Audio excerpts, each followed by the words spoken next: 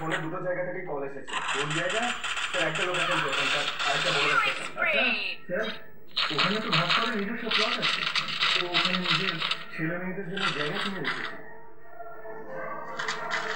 আপনি জানেন ওই প্লটটা কোথায় আছে? হ্যাঁ স্যার।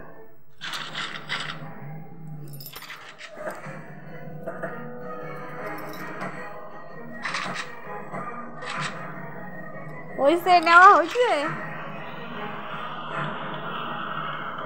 কটা বান্দা আছে?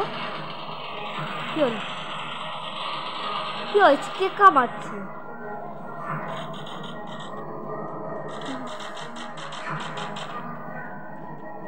এ ভাই, কেউ বান্দা আছে একদম? ওই দেখো, ওই যে পাগলামি।